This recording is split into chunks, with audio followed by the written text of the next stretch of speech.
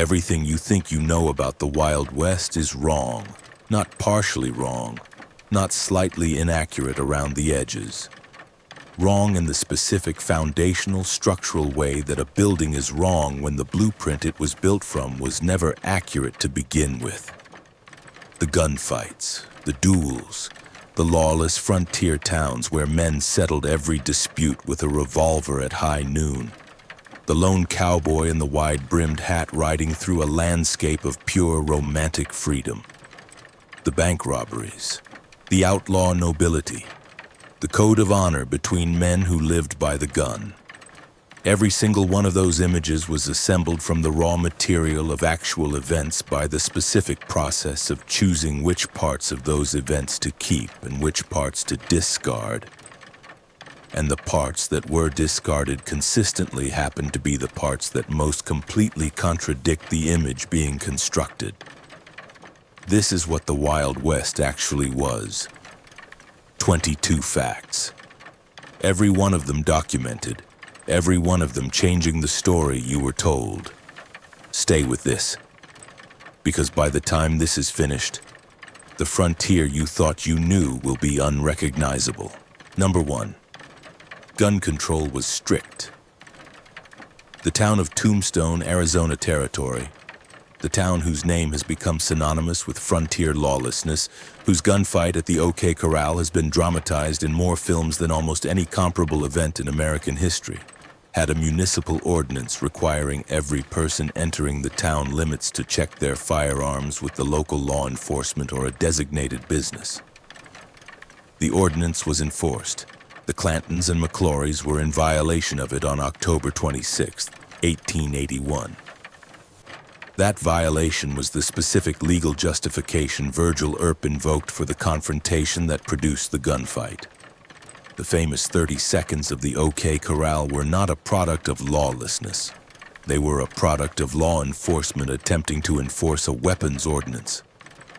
Abilene, Dodge City, Caldwell, the cattle towns whose names carried the most fearsome reputations of the frontier era, all had similar ordinances. You checked your gun at the edge of town. You collected it when you left. The image of armed men walking freely through frontier streets was accurate for the trail outside the town limits.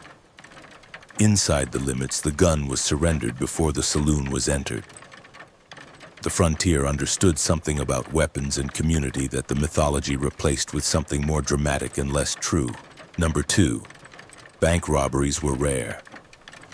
The James Younger gang robbed banks, the Dalton gang robbed banks, Butch Cassidy's Wild Bunch robbed trains and occasionally banks. These facts are documented and undisputed. They are also the complete inventory of successful bank robbery operations that the frontier produced at any scale sufficient to constitute a criminal enterprise, rather than an individual act of desperation. Bank robbery in the frontier era was an extraordinarily high-risk undertaking. Banks in frontier towns were among the most heavily protected commercial establishments those towns contained. Vaults were substantial, armed guards were common, and the community response to a bank robbery, in a town where the bank held everyone's savings and where every man in the building owned a firearm, was not the passive observation of a civilian population accustomed to delegating its security to professional law enforcement. It was immediate, armed, and personal. The Northfield, Minnesota raid of September 7, 1876, in which the James Younger gang attempted to rob the First National Bank and the citizens of Northfield shot the gang to pieces in the street, was not an exceptional response. It was what bank robbery in a frontier town reliably produced when the town decided it was not going to accept what was being attempted. Number 3, the duel is a myth. The High Noon Street Duel. 2 men facing each other across a dusty main street, the clock striking 12, the simultaneous draw, the one man walking away, did not happen. Not as a formal institution, not as a recognized method of dispute resolution, not as a regular feature of frontier life in any documented form that the historical record preserves with sufficient frequency to constitute a pattern rather than an aberration. What the historical record preserves is something considerably less cinematic. Most frontier gunfights occurred at close range in confined spaces between men who were not squared off in the ceremonial geometry of the duel, but who were in proximity for reasons unrelated to violence, in saloons, in doorways, at card tables, and who drew on each other with the specific, unhurried deliberation of men performing a formal ritual. Wild Bill Hickok's documented gunfights did not occur at noon in the street. The OK Corral was not a duel. It was a law enforcement action that became a gunfight at arm's length in an alley. The specific combination of distance, ceremony, and simultaneity that the duel requires almost never appears in the documented record of frontier violence. The high noon duel was invented by Owen Wister in his 1902 novel The Virginian. It was popularized by the films that followed. It was never the frontier. Number 4, life was mostly quiet. The homesteader who proved up a claim on the Dakota Plains in the 1870s spent the overwhelming majority of his days doing things that no Western film has ever depicted at length, because they are not things that sustain a narrative. Breaking sod, planting, waiting, breaking more sod. The specific, grinding, repetitive, physically exhausting labor of agricultural existence in country that offered no amenity and no relief from the monotony of its own demands. The cowboy on the cattle drive spent the overwhelming majority of his weeks doing things that the popular account of the cattle drive condenses into the dramatic highlights and skips the rest. Riding, watching, riding more. The 14-hour day that was the same as the 13-hour day before it and the same as the 15-hour day that would follow it. The specific, grinding, fatigue-producing sameness of open country that looked identical in every direction and produced nothing to distinguish one afternoon from the one before. Violence on the frontier was real. It was documented. It was also the exception to a daily existence whose primary quality was not danger, but tedium.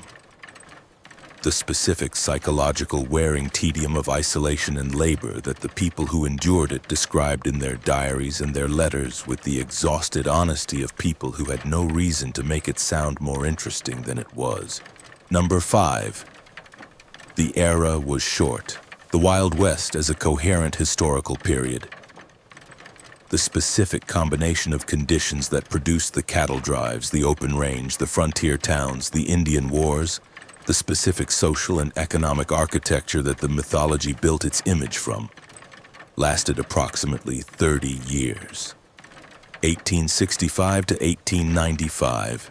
The end of the Civil War to the closing of the frontier declared by the Census Bureau in 1890 and ratified by the Ghost Dance Campaign's conclusion in 1891. 30 years. The entire span of what the mythology has made into the defining era of American identity. The period that more films have been made about, more novels written about, more cultural material produced about than almost any comparable period in American history, occupied less time than a single human generation. Men who were young adults at the beginning of it were still middle-aged when it ended. The open-range cattle era that forms the heart of the cowboy mythology lasted approximately 15 years. Between the first major cattle drives of the late 1860s and the barbed wire and the blizzard of 1886 that together ended the open range as an economic reality. The frontier was real. The mythology made it eternal. The history made it brief. Number 6. Cowboys were diverse. 1 in 4 cowboys on the cattle drives of the 1860s and 1870s was black. The documentary evidence for this figure, in the payroll records, the trail boss accounts, the census data of the cattle drive era, is sufficient to establish it as a historical fact rather than a revisionist claim. The men who had been enslaved in the South and who emerged from the Civil War with the specific skills that years of agricultural and livestock work had given them found in the frontier's demand for capable hands. a labor market that was at least partially indifferent to the racial architecture that the settled East was maintaining with institutional thoroughness. Mexican cowboys, vaqueros, were not only present on the frontier, but were the source of the techniques, the equipment, and the vocabulary that the Anglo-cowboy tradition built itself upon. The lasso is a Spanish word. The rodeo is a Spanish word. The chaps, the spurs, the specific method of working cattle from horseback that every trail boss in the 1870s relied upon. All of it derived from the vaquero tradition that had been working the cattle of Mexico and the Southwest for generations, before the cattle drive era produced its mythology. The cowboy the mythology invented was white. The cowboy the history documented was everyone. Number 7. They didn't wear cowboy hats. The wide-brimmed felt hat that the word cowboy instantly conjures, the Stetson, the boss of the plains, was not the universal headgear of the frontier working man. The bowler hat was the most common headgear worn by working men across the American frontier in the 1870s and 1880s. The documentary evidence is in the photographs. Look at the photographs. Not the posed portraits of lawmen and outlaws who understood they were being documented for posterity and dressed accordingly. The candid photographs of working frontier towns, of cattle drive camps, of miners and homesteaders and ordinary frontier inhabitants in their ordinary clothes. Bowler hats, derby hats, the rounded-brimmed, urban-looking hat that the working class of the era wore regardless of the specific geography of their work. John Stetson did manufacture his wide-brimmed felt hat, and it was purchased by men who worked in the sun and needed the shade it provided. But it was not the ubiquitous symbol of frontier identity that a century of Western film made it. It was one hat among many.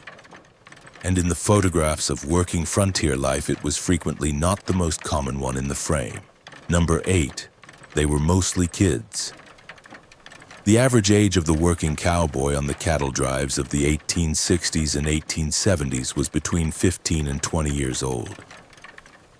Not the weathered, experienced, morally complex adult of the Western genre whose lines in history were carved into his face by decades of hard living. A teenager, frequently a teenager who had come off a farm in Texas or Missouri or the post-war South with the specific combination of livestock experience and limited options that the cattle drive offered to absorb. The physical demands of the cattle drive, the 14-hour days, the river crossings, the night watches, the stampede riding, were demands that young bodies sustained more readily than older ones. The pay was modest. The conditions were brutal. The men who chose it were choosing it because the alternatives available to a 15-year-old without capital or land or family connections in the post-war South were not obviously superior. The iconic figure of the frontier cowboy was built around the qualities that the mythology required: experience, capability, moral authority, and applied to men whose actual biographical reality was the specific unglamorous reality of teenagers doing dangerous physical work for modest wages in conditions that the mythology consistently upgraded into something considerably more romantic than what the trail actually provided. Number 9. Mail order brides were real. The gender imbalance of the American frontier was not a minor demographic quirk. In certain territories and certain years, men outnumbered women by ratios of 10 to 1 or higher, a disparity that the specific economics of frontier migration produced, when the opportunities the frontier offered were primarily the opportunities of physical labor that the labor market of the era assigned predominantly to men. Women arranged marriages through correspondence with men they had never met, agreed to travel to places they had never seen, and arrived to begin domestic lives with strangers in conditions that the correspondents had described with varying degrees of accuracy. The letter was the instrument of courtship. The stagecoach or the railroad was the instrument of arrival. The marriage ceremony was frequently conducted within days of the first face-to-face meeting. The system was not romantic in the way that the word romance implies. It was practical in the specific way that frontier life demanded practicality. Both from the men who needed domestic partnership to sustain a household in a place that did not offer the social infrastructure through which partnerships ordinarily formed, and from the women who understood that the frontier's gender imbalance represented an opportunity for a kind of economic and social establishment that the settled East's more competitive marriage market did not provide. Number 10. Native American culture was essential. The cowboy tradition did not emerge from the Anglo-American agricultural experience. It emerged from the vaquero tradition of Mexico and the Southwest, a tradition that itself was built on the cattle-working knowledge of the indigenous peoples who had been managing livestock and horses on the North American continent for generations before the cattle drive era produced its mythology. The specific techniques of cattle work that the trail boss of the 1870s depended upon. The methods of working a herd from horseback, of managing cattle in river crossings, of reading animal behavior and responding to it in the specific ways that kept a herd moving and manageable across 1,000 miles of open country, were developed and transmitted through the vaquero tradition whose roots extended into indigenous practice. The American cowboy wore clothes derived from the vaquero. He used equipment derived from the vaquero. He practiced techniques derived from the vaquero. And the vaquero had built on what the indigenous people of the continent had learned across centuries of living with horses and cattle and the specific, demanding, knowledge-intensive work of managing large animals in open country. The cowboy mythology erased this lineage. The history documents it. Number 11. Hygiene was deadly. Disease killed more people on the American frontier than violence by a margin so large that the comparison renders the mythology's focus on gunfights almost statistically meaningless. Cholera, typhoid, dysentery. The specific waterborne and contact-transmitted diseases that inadequate sanitation reliably produces in human populations living in close proximity without the infrastructure that prevents contamination. The overland trails were documented in the journals and letters of the people who traveled them as corridors of epidemic, each wagon train moving through ground that the trains before it had contaminated and leaving behind the contamination that the trains after it would encounter. Cholera worked fast. A man who drank contaminated creek water in the morning could be dead by the following morning with the specific rapid dehydration that severe cholera produces in a body that the frontier's medical resources were entirely unequipped to interrupt. The frontier doctor of the 1870s operated at the intersection of genuine skill and catastrophic limitation. The germ theory of disease was achieving scientific acceptance during exactly these years, but had not yet achieved the practical implementation that would have protected the patients of frontier practitioners from the consequences of its absence. Clean water and adequate sanitation were the interventions that would have saved the most lives. The frontier provided neither consistently. 12. Dentists were dangerous. Dental care on the American frontier was conducted primarily by men whose primary profession was something else. The barber who cut hair also extracted teeth, not because the two skills are naturally related, but because the barber possessed the specific combination of hand tools and social accessibility that made him the most available practitioner of the procedure that extraction required. The tools were not sterilized in any meaningful sense. The technique was not refined by training in the specific mechanics of tooth anatomy that would have made the procedure less traumatic. The anesthetic was whiskey or nothing. Doc Holliday was a trained dentist, genuinely trained, holding a degree from the Pennsylvania College of Dental Surgery, which placed him in a small minority of frontier practitioners who had received formal education in the field. His practice failed not because he lacked skill, but because the tuberculosis that was killing him produced the coughing that patients found incompatible with dental work at close range. The teeth of the frontier population, examined in the skeletal record of the burials that archaeologists have recovered from frontier cemeteries, document a level of dental disease that the word poor does not adequately describe. The dentist was often more dangerous than the disease he was treating. Number 13. Coffee was everything. The chuck wagon carried coffee as its most carefully managed commodity. Not the most expensive, not the most calorie-dense, the most essential in the specific sense that the men who drove cattle across 1,000 miles of Texas and Kansas summer measured the quality of a cook by the quality of his coffee before they measured it by anything else he produced. Coffee was hot when everything else was not. Coffee was reliable when the trail's other provisions were subject to spoilage and supply chain failure, and the specific unpredictability of moving a large and perishable food supply through country that offered no refrigeration and no resupply.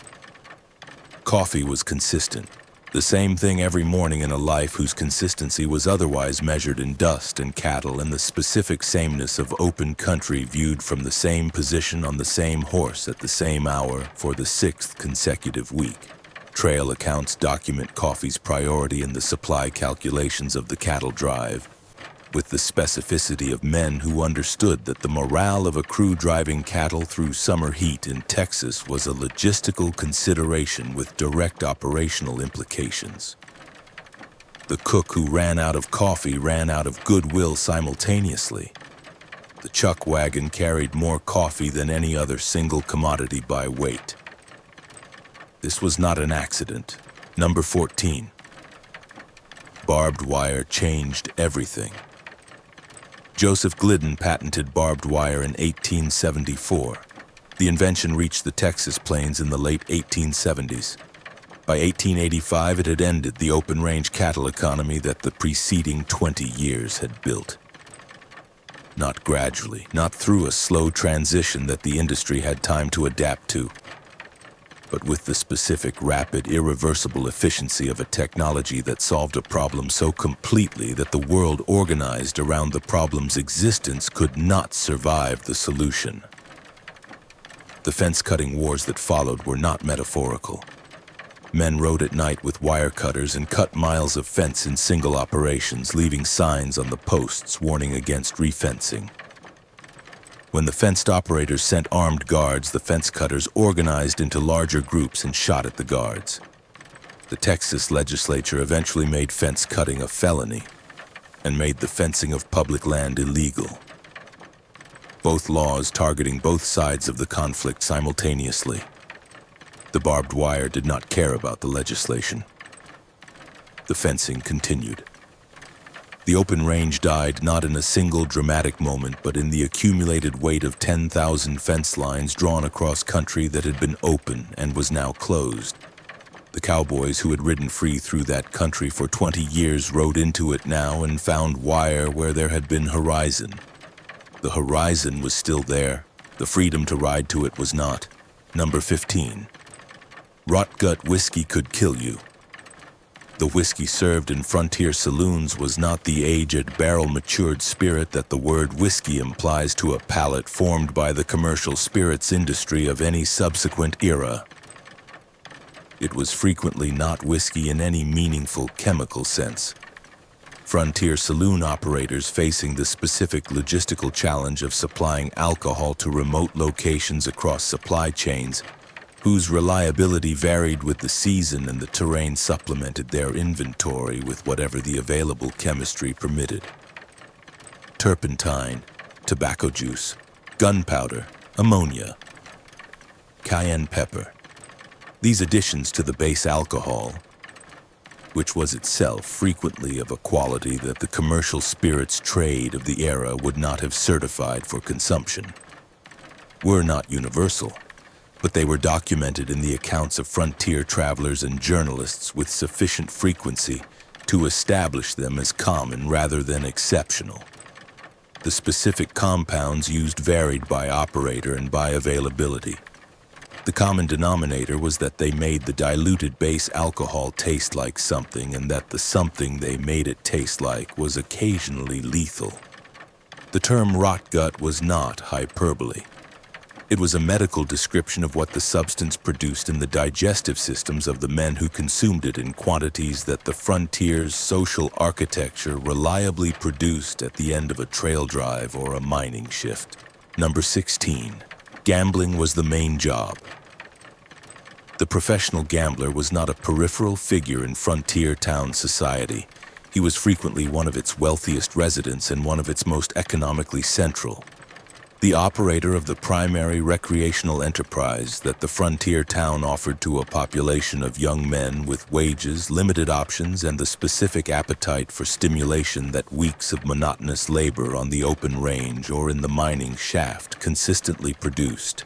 Doc Holliday was a professional gambler whose income from cards consistently exceeded any income his dental practice produced.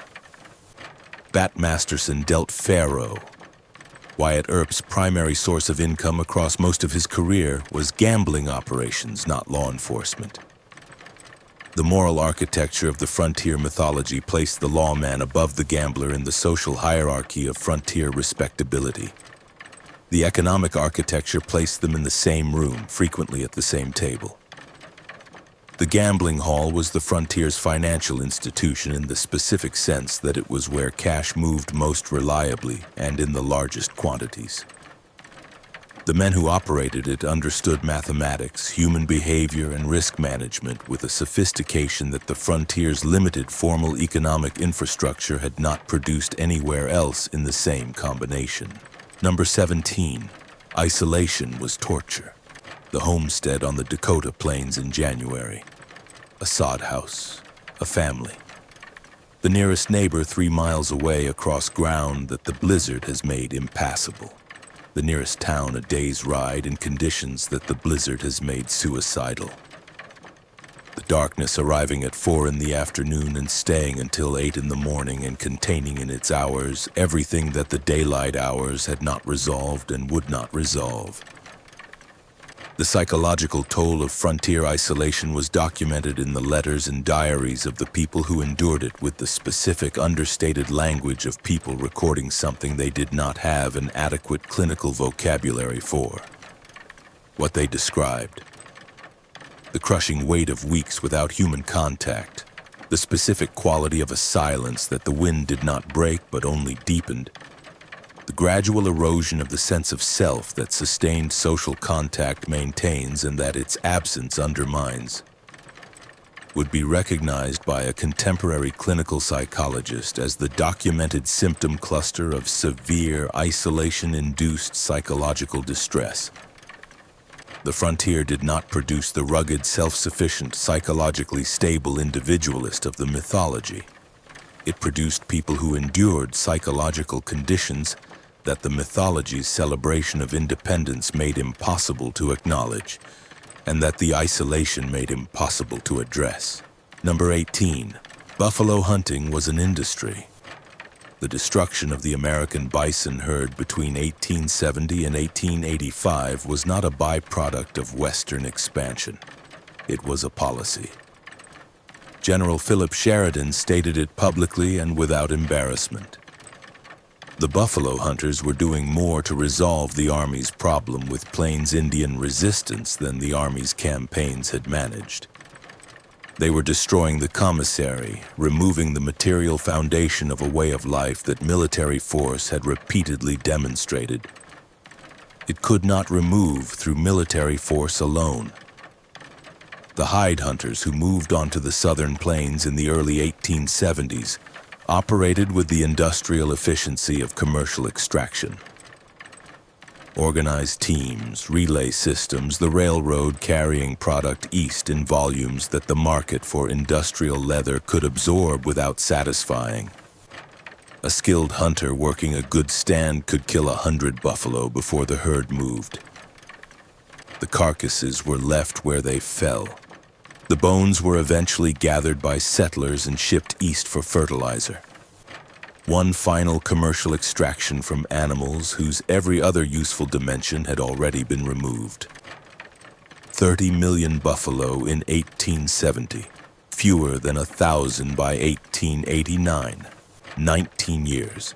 The most rapid large-scale animal extinction in recorded history accomplished not by ecological accident, but by deliberate commercial and military policy. Number 19. The Code of the West was fiction. The Code of the West. The unwritten set of honor principles that the mythology assembled around the frontier cowboy, the lawman, the gunfighter, was a literary invention assembled from the selective reading of actual events by writers who needed a moral framework for their stories, and found the actual moral landscape of the frontier insufficiently structured to serve that purpose without editorial assistance. The actual moral landscape of the frontier was documented in the specific unglamorous reality of men making survival calculations under conditions that survival calculations are made under. Violence was instrumental rather than ceremonial. Loyalty was contingent rather than absolute.